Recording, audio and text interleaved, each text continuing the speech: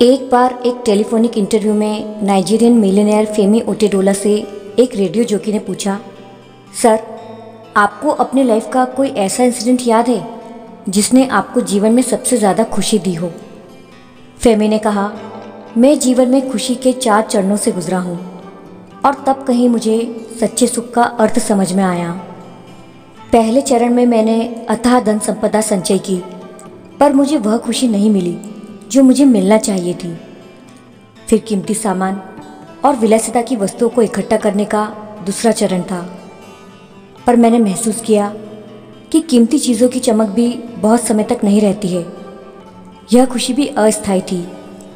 फिर आया एक बड़ा मौका, बिजनेस में प्रोजेक्ट मिलने का तीसरा चरण। उस वक्त नाइजीरिया और अफ्रीका के तेल की 95% आपूर्ति मेरी कंपनी द्वारा होती थी।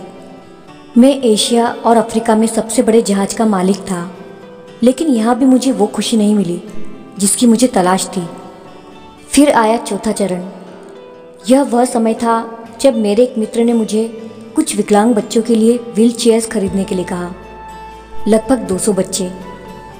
दोस्त के कहने पर मैंने व्हील चेयर्स खरीद ली, लेकिन दोस्त चाहता था कि ये व्हील चेयर्स मैं खुद अपने हाथों से उन बच्चों को दूं। मैंने अपने दोस्त की बात मानी और उन बच्चों को अपने हाथों से व्हील चेयर्स दी। उन बच्चों के चेहरों पर खुशी की एक अलग सी चमक देखी। मैंने उन सभी को व्हील चेयर्स पर घूमते और मस्ती करते देखा। उन व्हील चेयर्स को पाकर वे बच्चे इतने खुश थे जैसे कि उन्होंने कोई जैकपॉट जीत लिया हो। और तब पहली बार अंदर से असली खुशी का एहसास हुआ। जब मैं वहाँ से जाने लगा तो उन बच्चों में से एक बच्चे ने मेरे पैर पकड़ लिए।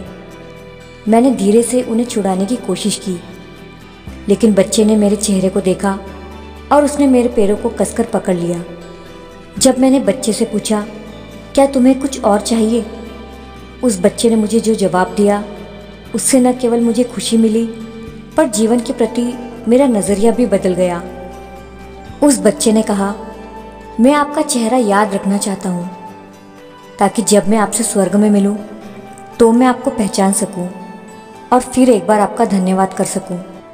दोस्तों, कभी आपने सोचा है इस दुनिया को छोड़ने के बाद आपको किस लिए याद किया जाएगा? क्या कोई फिर आपका चेहरा देखना चाहेगा?